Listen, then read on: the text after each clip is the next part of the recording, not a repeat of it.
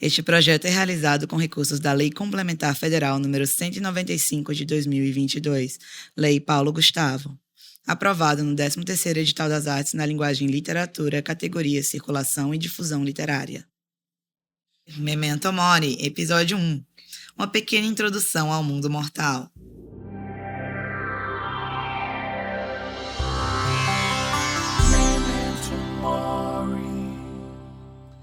Olá, galera. Esse é o Memento Mori, seu podcast sobre morte e luto na literatura.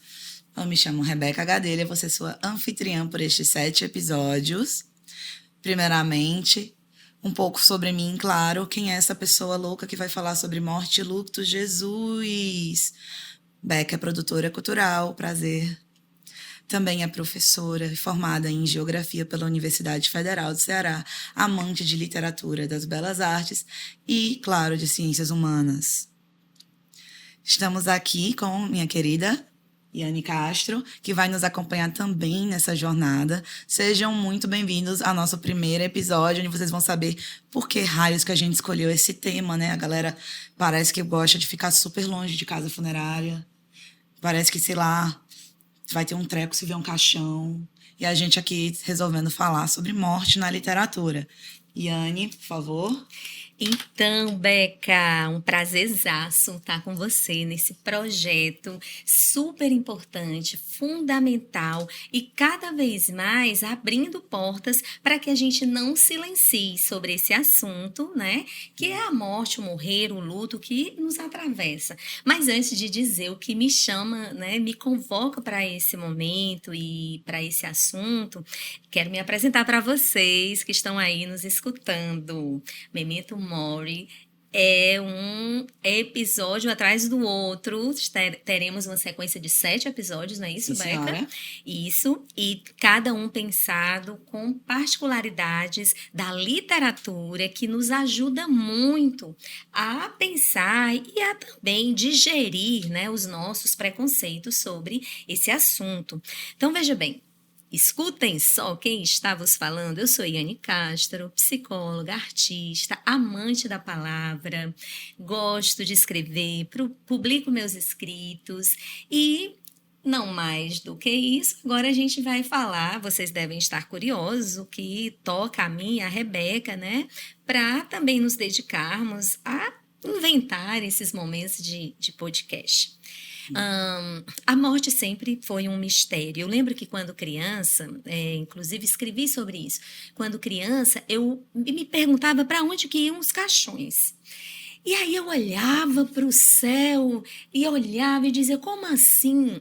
E certa vez eu viajei na minha imaginação e pensei, se os caixões são enterrados, então eles devem subir e ficarem lá em cima nas nuvens. E eu tinha mais ou menos uns 6, 7 anos, e eu ficava olhando, tentando achar uma pontinha do caixão ali. Caixão flutuante. Caixão, gostei. Caixão flutuante. Alguma coisa que amarrasse, né, que desse assim algum sentido para essa coisa. Foi dessa forma que eu comecei a divagar sobre essa particular passagem da vida. É uma passagem da vida, né, Beca? E é extremamente. E, querendo ou não, a gente não fala dela, mas a única certeza que a gente tem é que a gente vai morrer.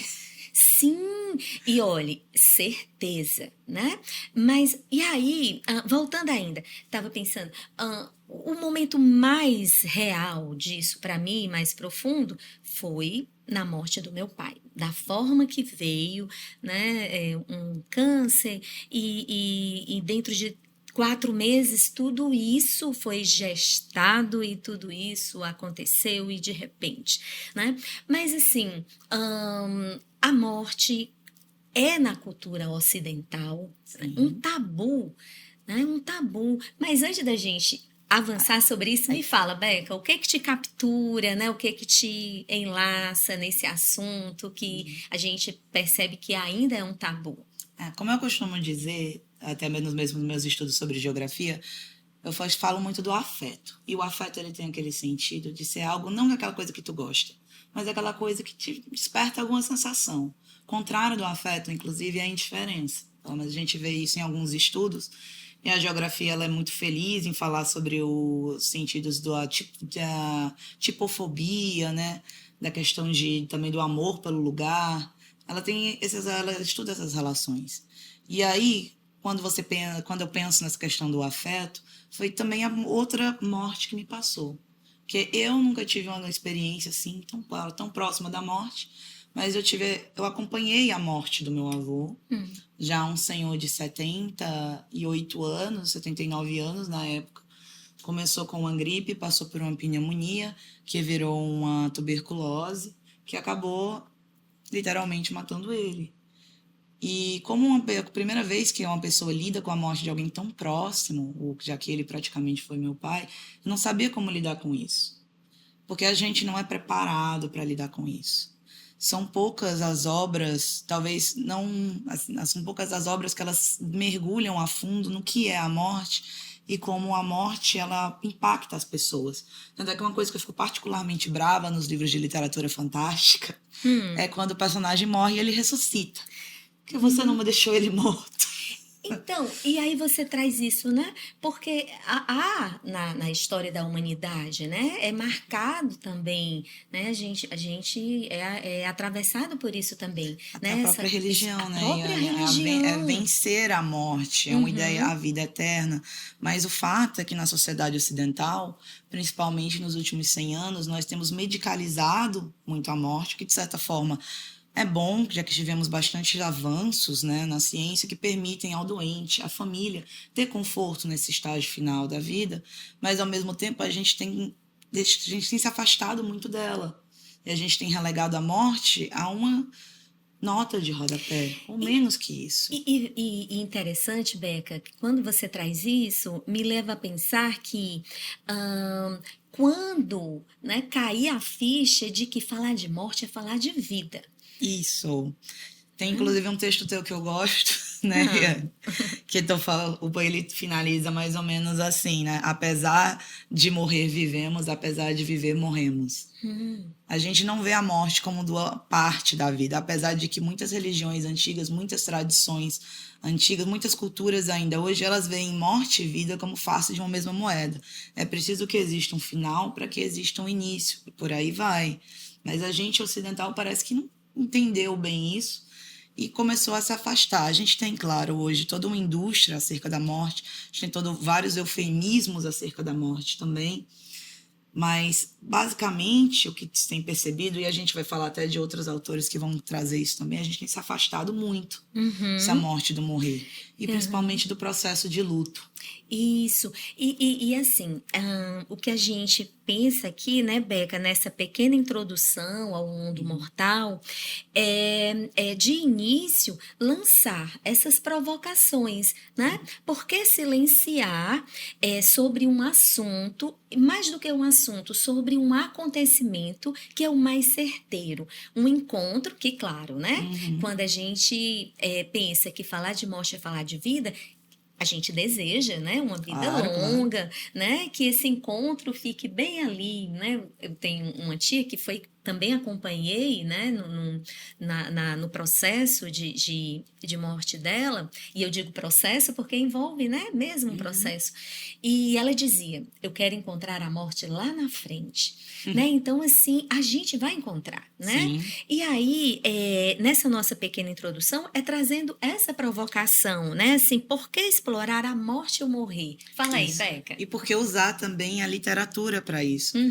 Aí eu tenho que puxar um pouco a sardinha para o meu lado. Quem não gosta de filosofia que me aguente também, apesar de ser formada em geografia, né? Eu gosto. Apesar de ser formada em geografia, também dou aula de filosofia. E aí a gente tem porque a arte. Aí Platão tinha a ideia de que a arte era uma cópia. A cópia do quê? Cópia do mundo das ideias, né? Que era a teoria dele. Então, para ele, a arte não tinha tanta validade, porque a arte era uma cópia da cópia. Porque o nosso mundo ele já é uma cópia do mundo das ideias, e quando a gente faz arte, a gente copia a cópia. Então, ele falava isso. Só que assim, eu tenho que discordar do Platão.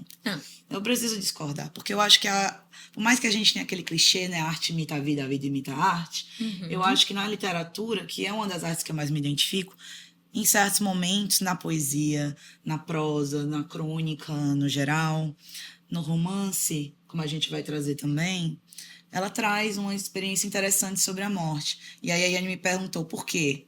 Porque quando a gente deixa de falar de morte, a gente deixa de falar de luto. Se a gente deixa de falar de luto, a gente abandona essas pessoas que estão sofrendo, deixam elas sozinhas no seu sofrimento. Isso futuramente vai acontecer com a gente também. E cada pessoa tem seu próprio processo de luto, mas por que não falar dele?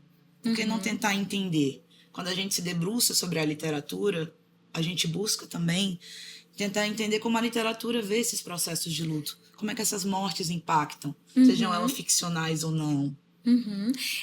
E aí você puxou para o lado da sua sardinha, eu vou puxar para o lado da minha, né? Com certeza. Como psicóloga, né, escutando histórias na clínica, no consultório, me veio aqui o quanto que, às vezes, os silêncios, eles, né, se retornam em forma de angústias e de a tal ansiedade que é tão falada enquanto diagnóstico na nossa sociedade atual. Mas puxar para minha sardinha Depressão também, né? também Depressão, esses silêncios que vão se organizando de uma forma como se tivesse que tirar da memória, né, como se tivesse que tirar da representação dos afetos, né? Isso que aconteceu e que um dia a gente também irá passar. E aí, puxar para minha sardinha é falar de Freud. Tudo bem. Então,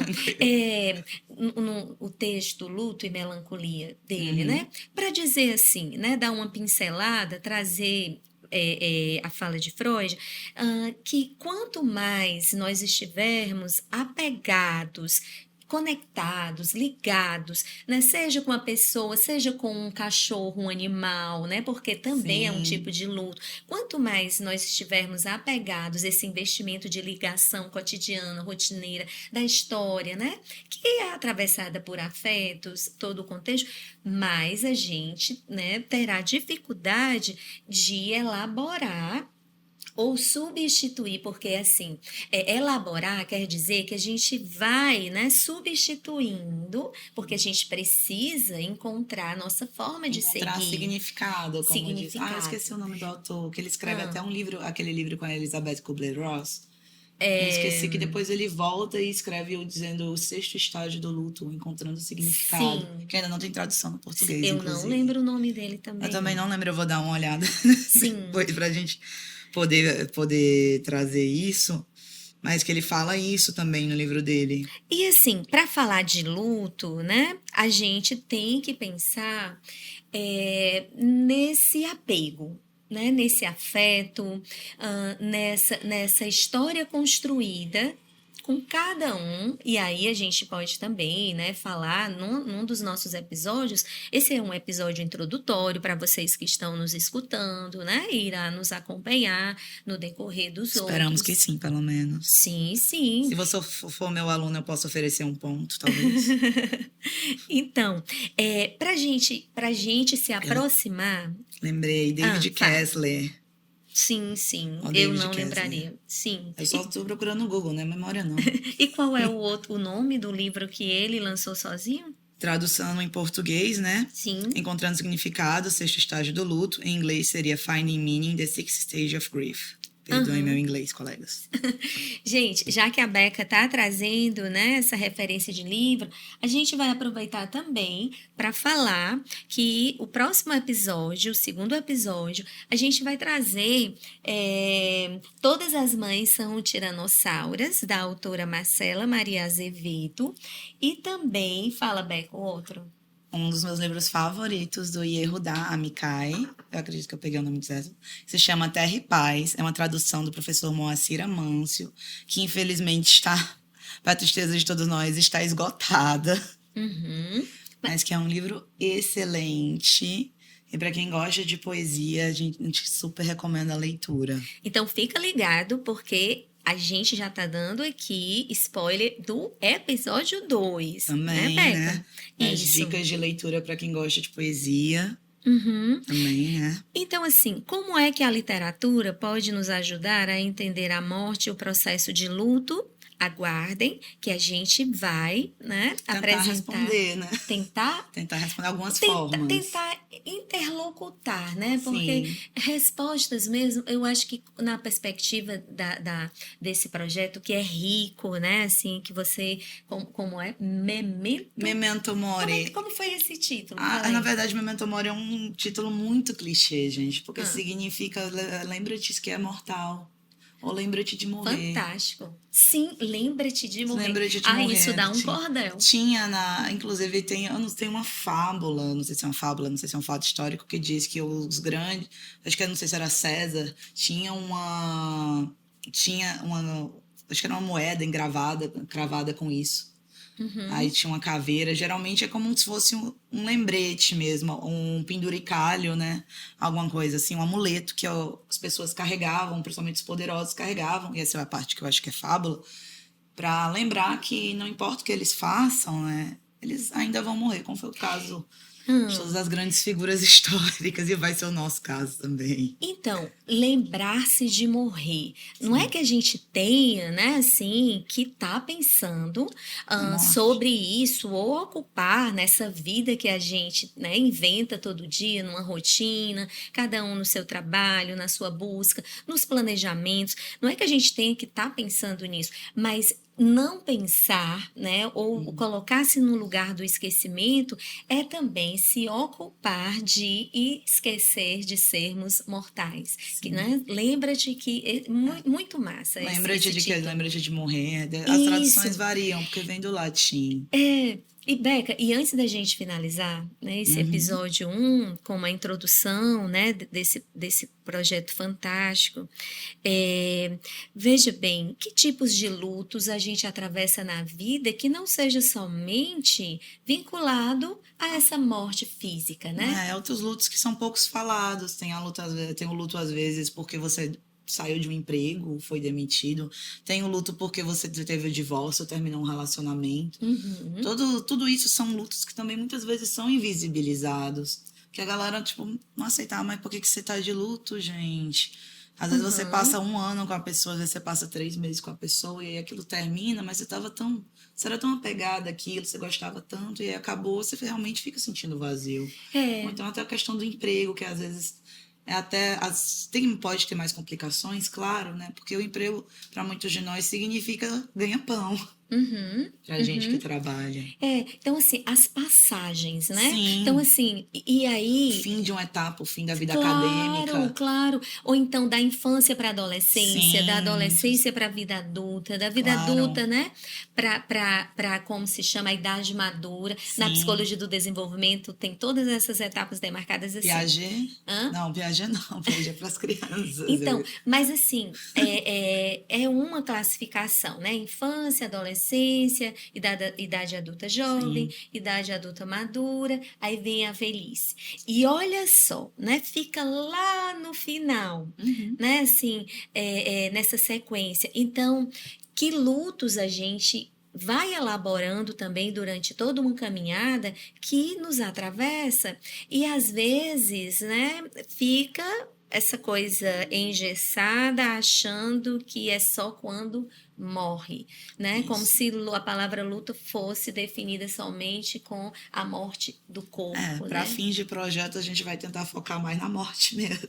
Sim, mas claro. A gente pode falar, provavelmente a gente vai acabar falando disso, porque todo luto, se há luto é porque houve uma perda. Se não houver uma perda total, uma perda física, houve uma sensação de perda, né? E às vezes isso fica até na maneira de como se fosse um fantasma. Eu, por exemplo, quando tirei meus sisos, durante muito tempo fiquei sentindo como se eu ainda tivesse meus sisos. Tem gente também que diz que quando tira um membro, fica sentindo ainda o membro. Claro. Aquela lembrança nervosa. Perda, né?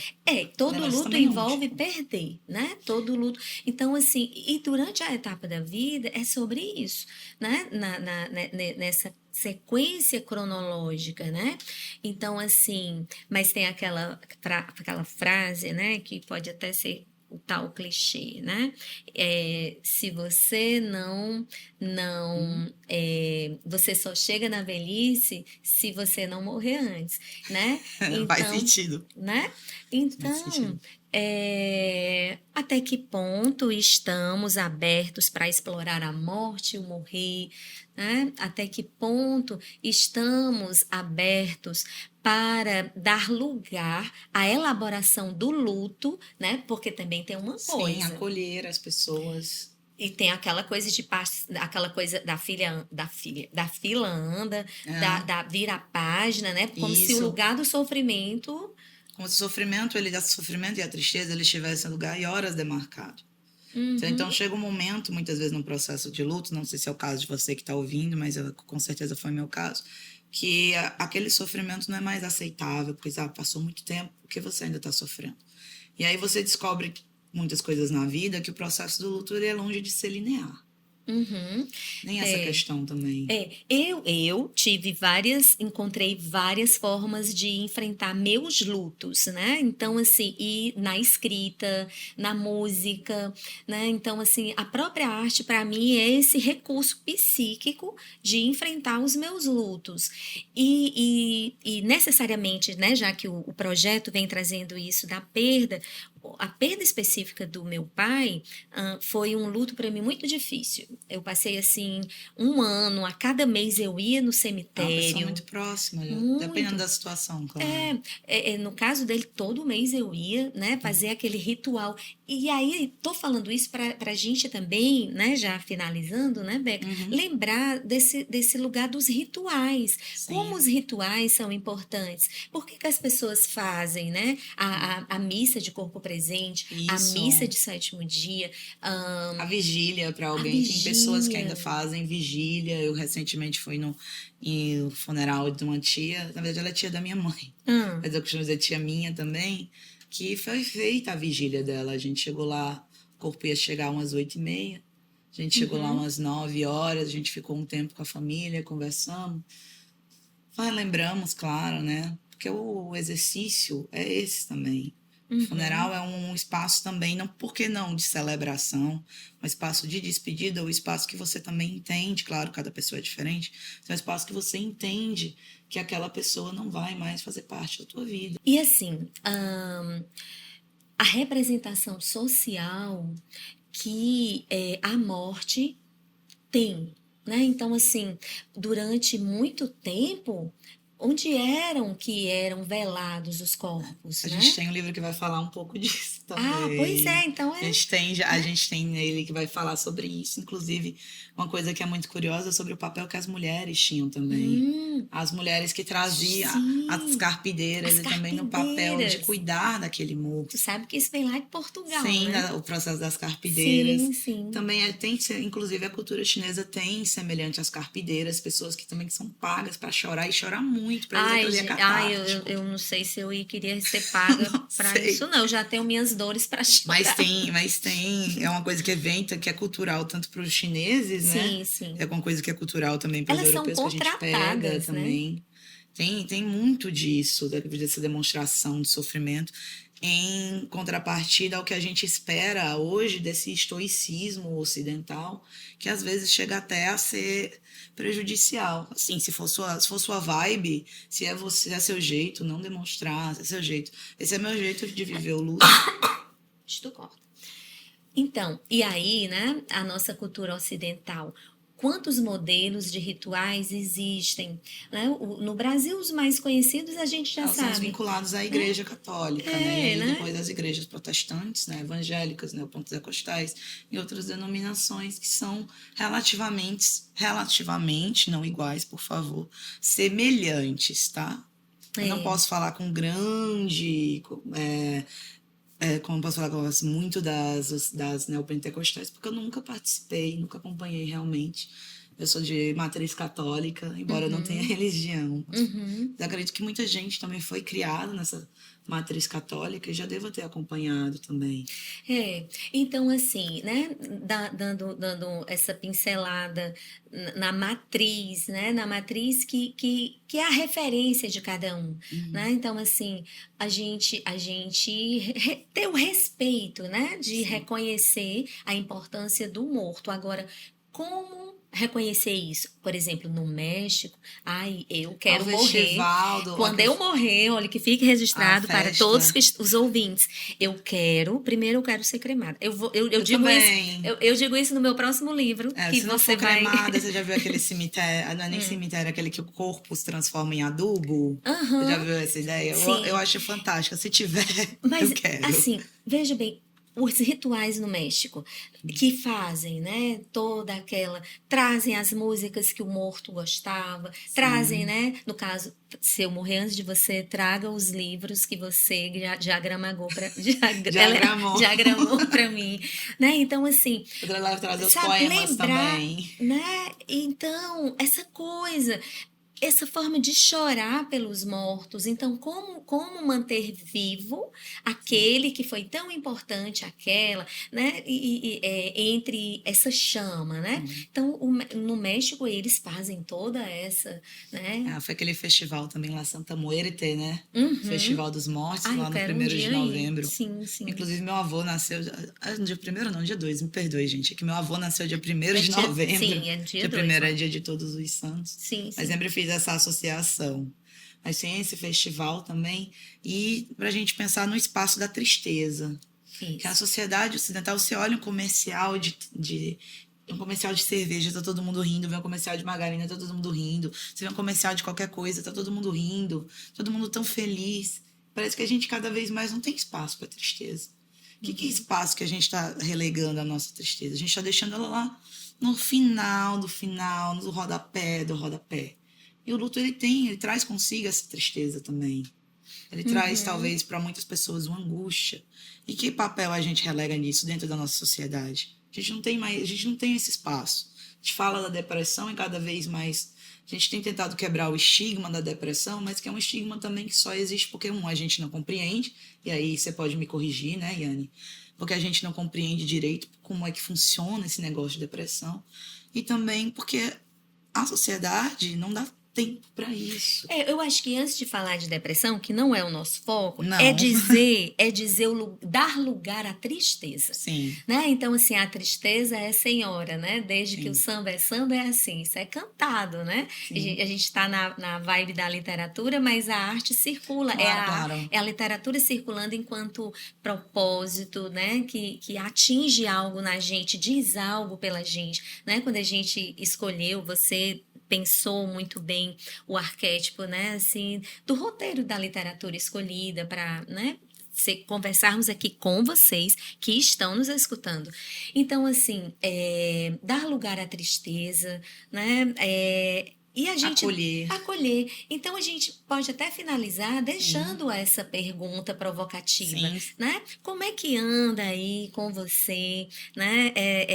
Esse tal lugar, esse tal olhar dentro de você, né, sobre a morte ou morrer, como você tem vivido os seus lutos, o que é que você entende a partir dessas falas que a gente aqui a gente pensou toda na vibe da espontaneidade, ainda que tenha todo um preparo, né? 70% planejamento, 30% improviso, porque, gente, não dá para fazer tudo no planejamento, não. Não, e eu gosto muito do aqui e agora, dessa coisa que a gente traz também do que nos conecta na minha história de vida, na tua história de vida, né? Então, assim, para você que ficou com a gente até agora... Parabéns e obrigada. A gente agradece pela presença e companhia em forma de escuta e que, né, dentro de você fique aí essa faísca, né, assim, para poder não se distanciar daquilo que ninguém escapa, que é a morte.